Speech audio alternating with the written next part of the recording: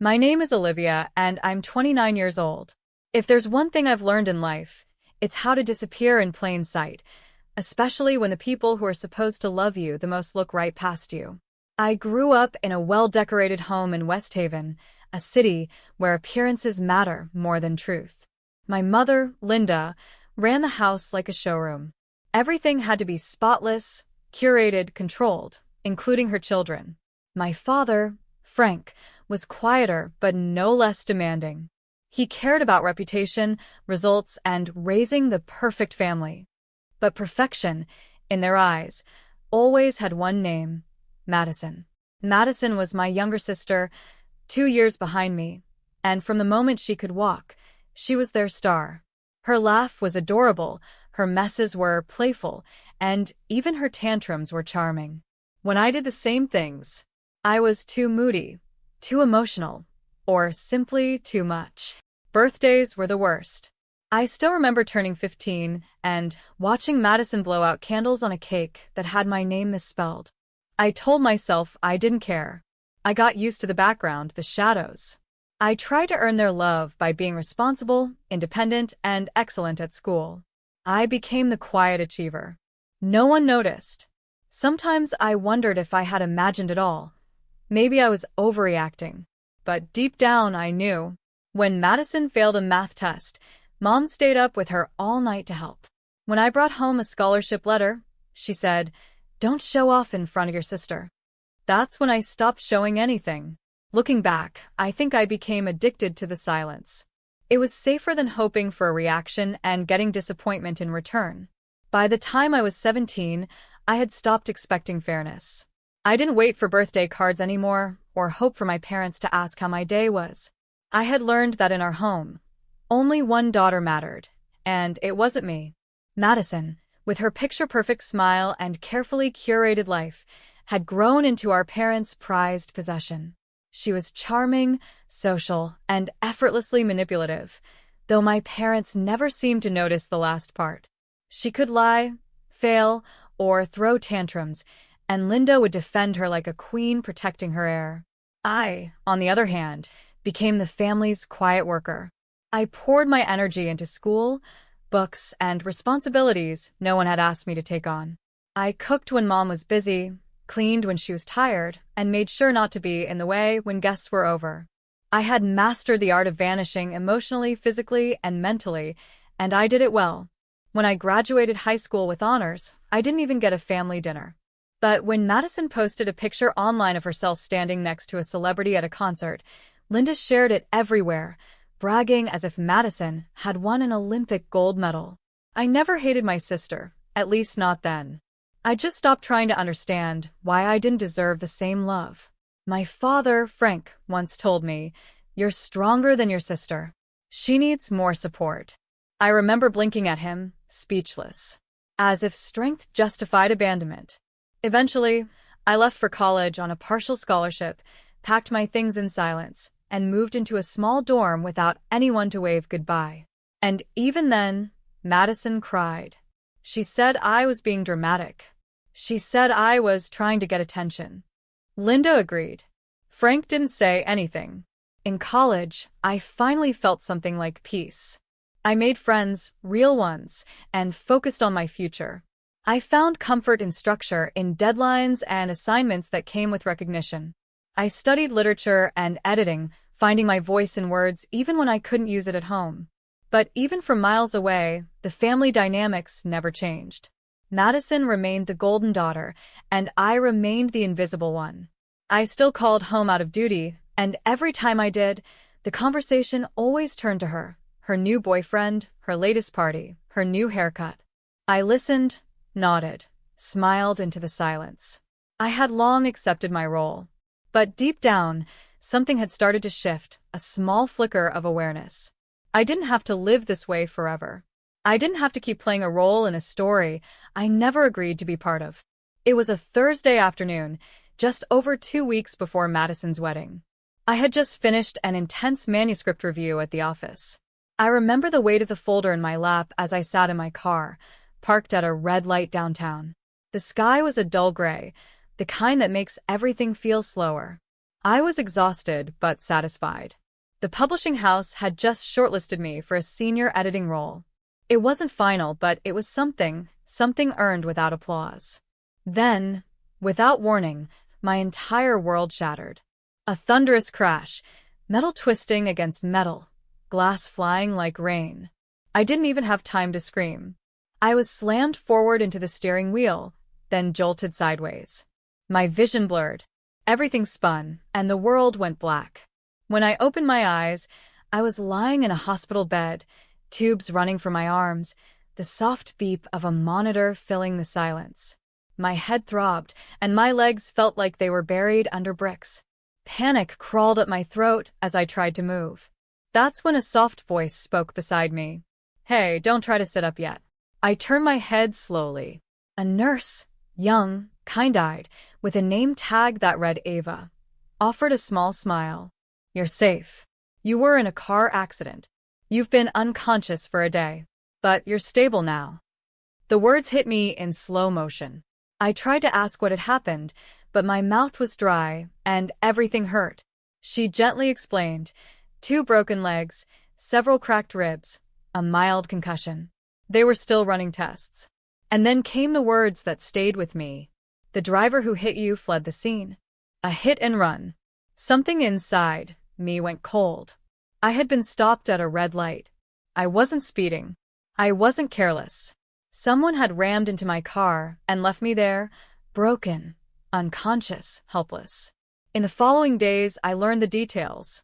The impact had crushed the driver's side of my vehicle. The police had recovered debris from the scene but hadn't tracked down the vehicle yet. My body felt like it was stitched together with needles and weight. Even turning my head sent waves of pain down my spine. I was confined to that hospital bed, trapped in silence, once again. Only this time, it wasn't emotional, it was physical. I couldn't walk. I couldn't get up. I couldn't leave. And still, no one from my family came. I told myself they didn't know yet. I told myself Madison must be busy with wedding planning, and Mom must be helping her. I told myself Frank would come after work. I told myself stories because the silence was too loud. But I knew the truth. I had always known it. I wasn't their priority, not even now. 5 days passed before I saw either of my parents. I was sitting upright in bed, a pillow behind my back, an IV dripping slowly into my arm. Ava had just helped me brush my hair and freshen up when the door opened. First came the familiar scent, my mother's overpowering floral perfume. Then her sharp heels clicking on the tile. Behind her, my father, as stiff and composed as ever. Linda wore a pearl necklace, a designer blazer, and a look of forced sympathy. Frank had on a navy suit, tie perfectly straight. They looked like they were attending a meeting, not visiting their injured daughter. "Still reading?" Linda's voice was crisp, judgmental, as her eyes landed on the open book in my lap. "It's work," I replied quietly. "Manuscripts." "Of course it is," she muttered. "Always working." She walked over, looked around the room disapprovingly, and sat down like she didn't want to touch anything. Frank didn't even say hello. He went straight to the point. "The doctors say you'll be discharged in a couple of weeks." I nodded. "Yes. But I'll need a wheelchair. And rehab." "The pain's still." I exhaled, trying to stay calm. "Still very bad." "Well," he said, "Madison's wedding is in 3 weeks. You'll make it in time." I blinked. "You're joking. I'm in no condition to attend a wedding." Linda raised her voice slightly. "It's your sister's special day. You need to be there, Olivia. She's the bride. All eyes will be on her," I said, my voice calm but firm. "I'll still be in a wheelchair. I can barely sit for 20 minutes without pain. The doctor said I need rest." "Excuses," Frank cut in. "When I was your age, I worked the day after I tore my ACL. You've always used pain to avoid responsibility." I looked at them, stunned. Were they really here to guilt-trip me into attending a wedding instead of checking if I was okay? My chest tightened. My throat burned. "You don't even care that I was hit by a car and left unconscious in the street." "You're being dramatic," Linda snapped. "Everything's always about you, isn't it?" "I've been here for days," I said, voice trembling. Where were you? Why didn't you visit? Why didn't you? Because we were planning your sister's wedding, she barked. She's stressed enough without you adding to it. Something broke inside me. I was almost killed. Linda stood up, face red, eyes wild. Enough. And then it happened. In one sudden, horrifying motion, she grabbed the blood pressure monitor from the side table, a hard plastic device still attached to its wires, and hurled it at me, striking the side of my head. A sharp pain tore through my skull. I cried out, blood already trickling from my temple. The machine hit the floor with a heavy thud. Ava burst through the door a second later, followed by a security guard who had been down the hall. What's happening here? She hit me. I whispered, dazed. Step back right now, the guard ordered Linda. Frank moved toward the door. This is a misunderstanding. Don't move, sir, the guard warned. Ava pressed the emergency call button, and 2 more hospital staff rushed in. In the chaos, Linda tried to speak, her voice suddenly soft. I didn't mean to. You assaulted a patient, the security officer snapped. This is now a police matter.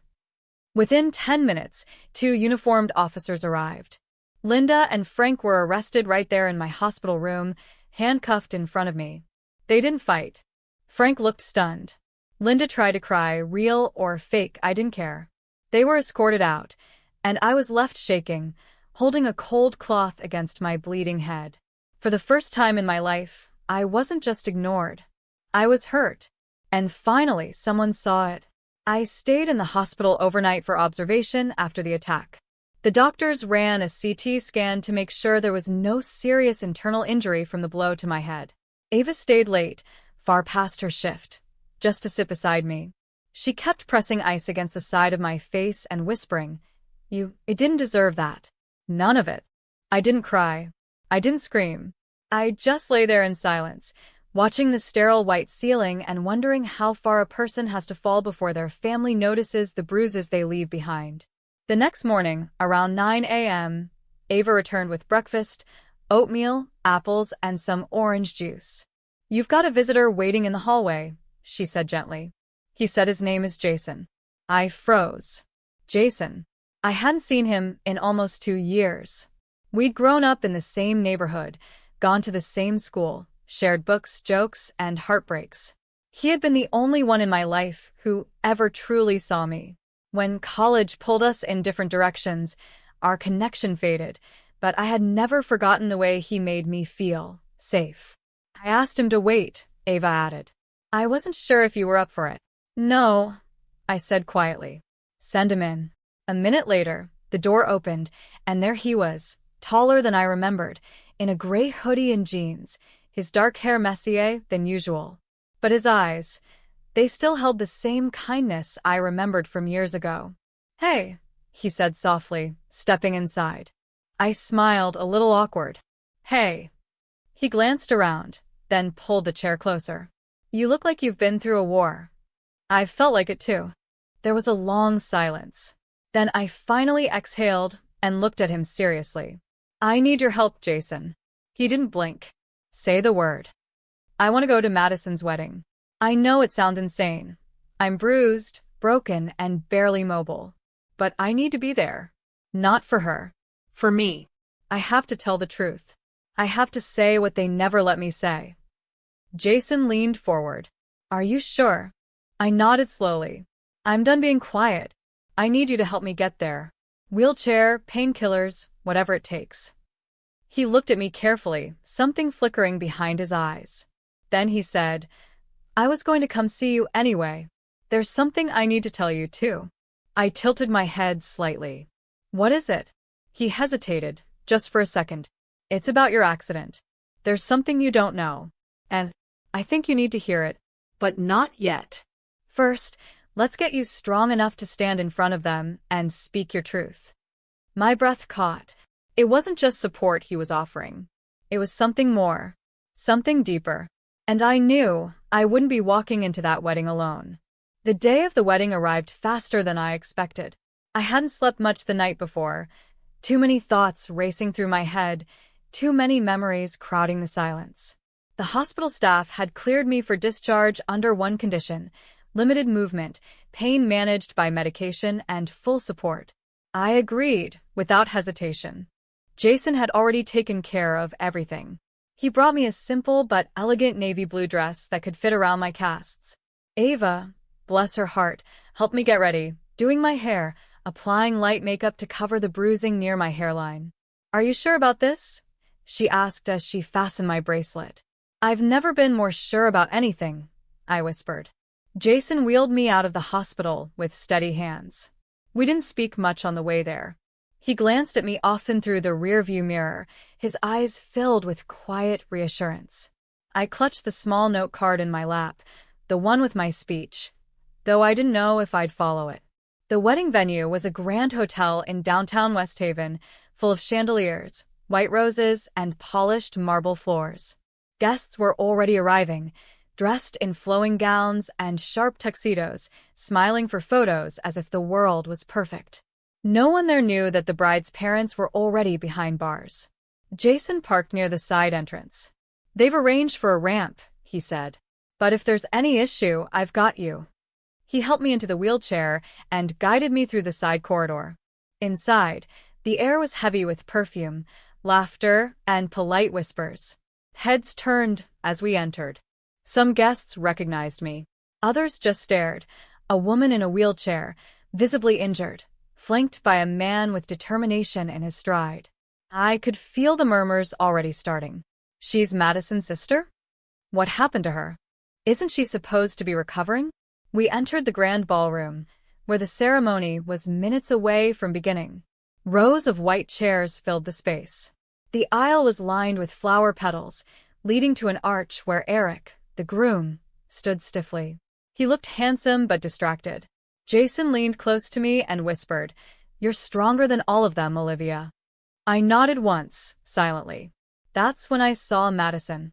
She was radiant in her white dress, every strand of hair in place, her makeup flawless.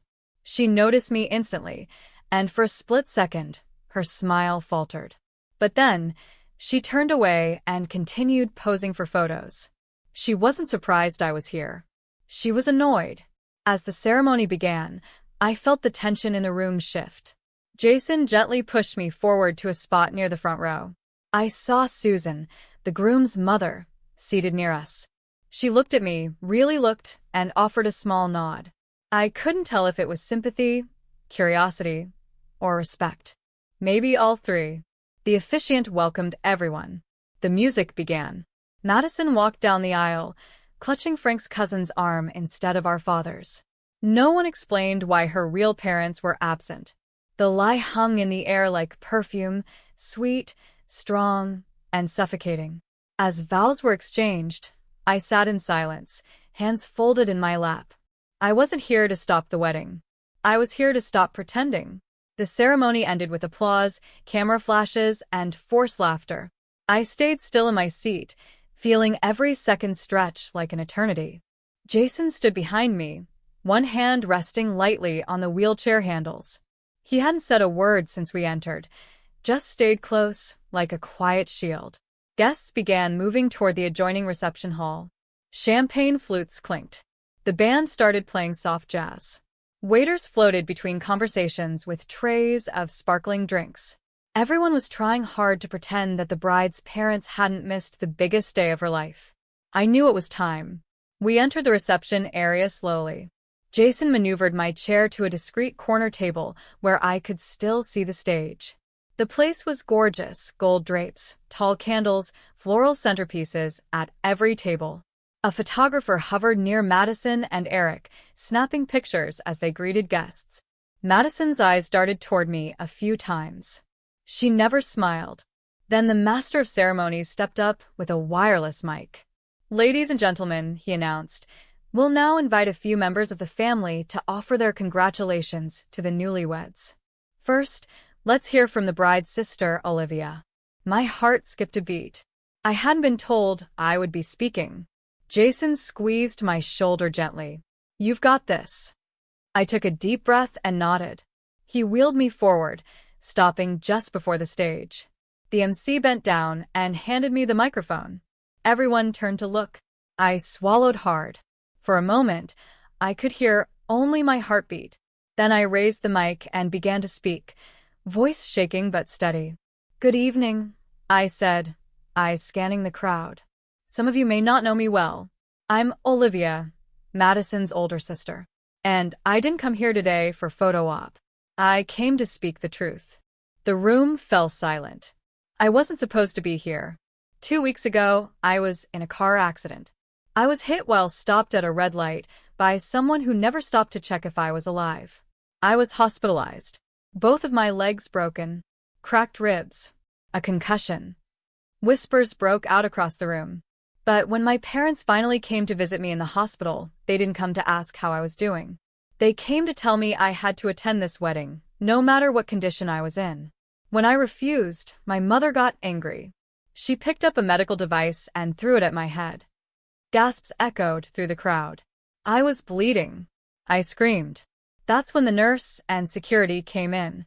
And that's why they're not here today, because they were arrested for what they did to me. The crowd was frozen. Even the music had stopped. My entire life, I've been quiet. I've been polite. I've been invisible. While my sister was the golden child, I was the one told to be strong. To stop complaining. I was taught to make myself smaller, so she could shine brighter. I looked straight at Madison. She was pale. Her hands clutched the edge of the table. But today, I am not shrinking. Today, I am not hiding. Because I've realized silence helps no one. I paused, then softened my voice.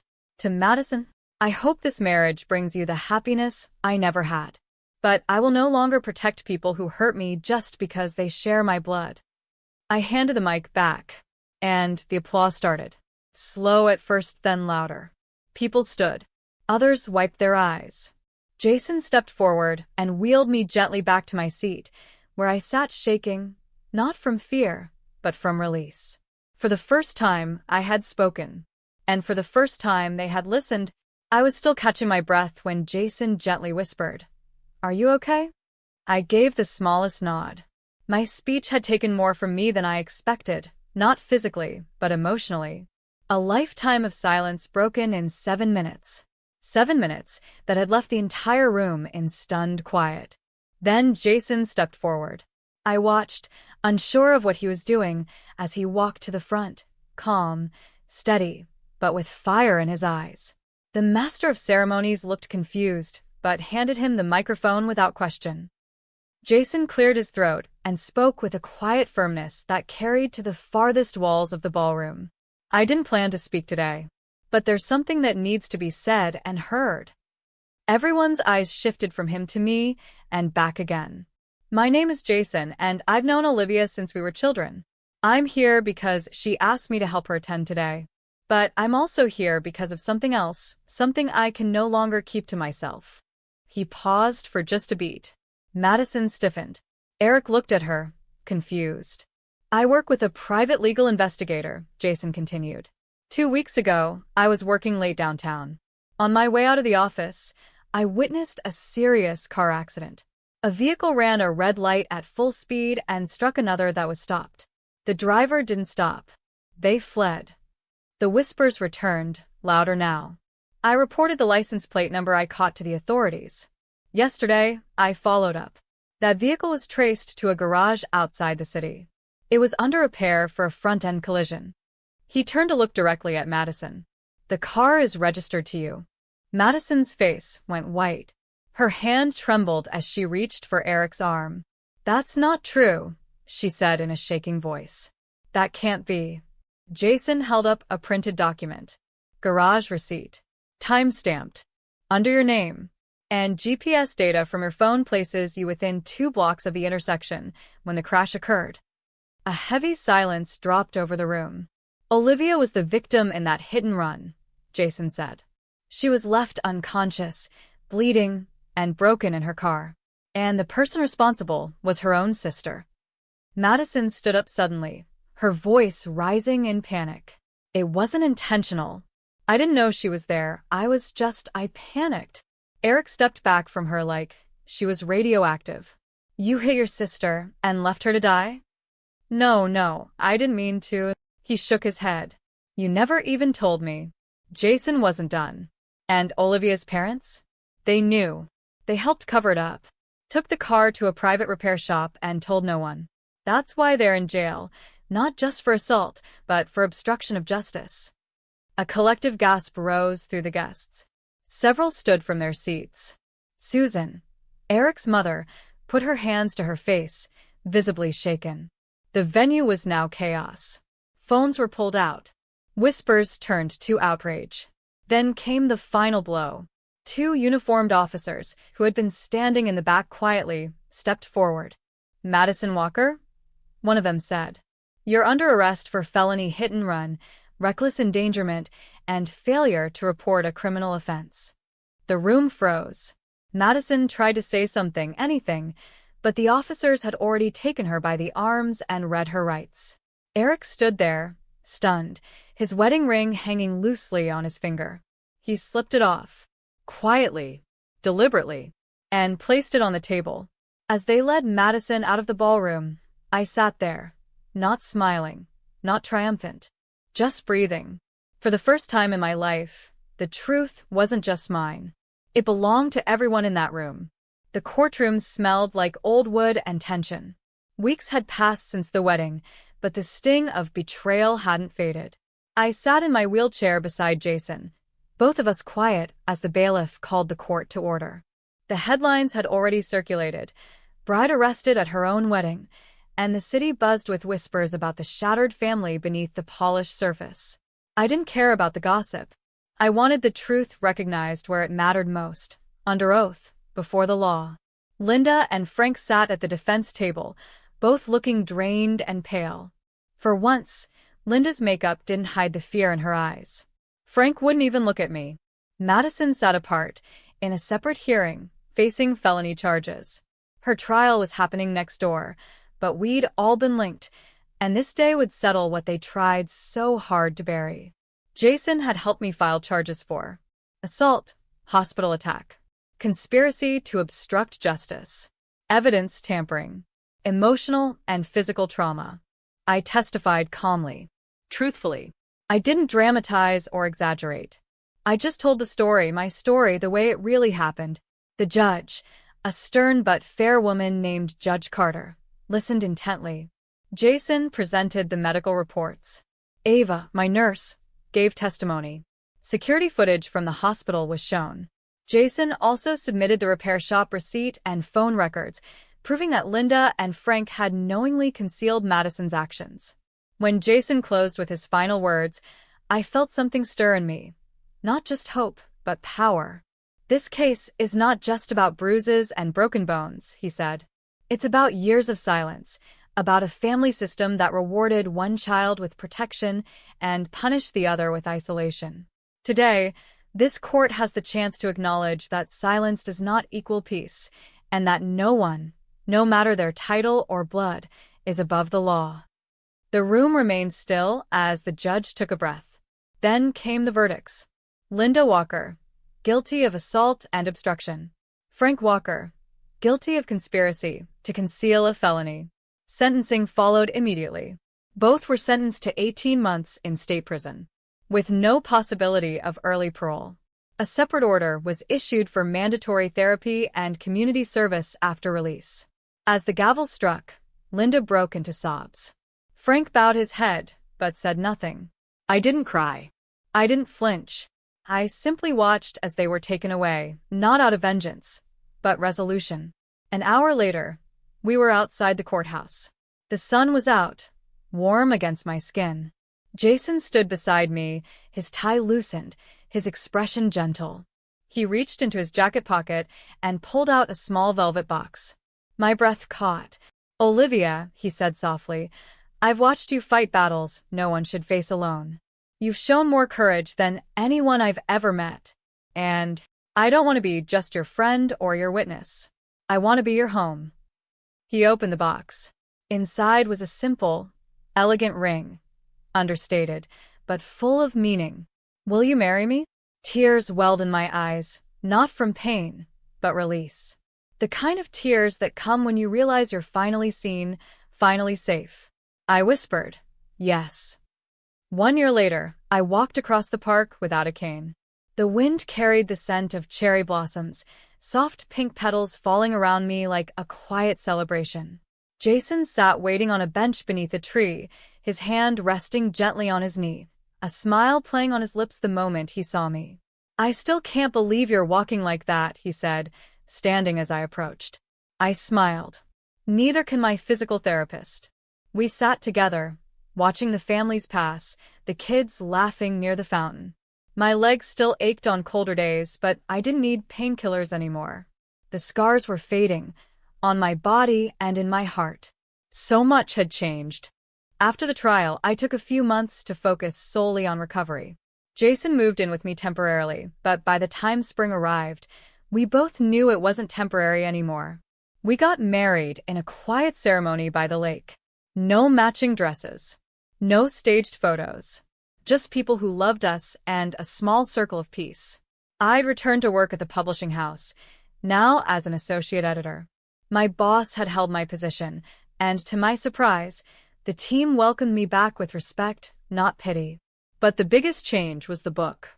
Invisible No More, a true story of silence, survival, and strength. It was mine, written, edited, and published under my name. It became a quiet bestseller. People emailed me, messaged me, even stopped me at cafes to say, "Thank you. That was my story, too." And Madison? She was sentenced to 3 years in prison. She served just under 2, was released under strict parole, and ordered into court-mandated therapy. We haven't spoken since. Her silence used to haunt me.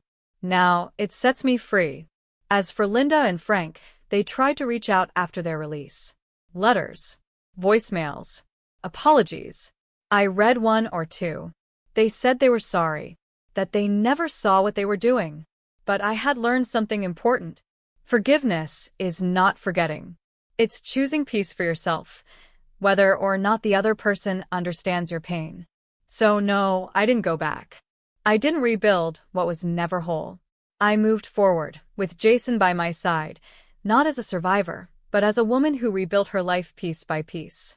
Jason turned to me on the bench. They reached out again, didn't they? I nodded. You okay? I am, I said.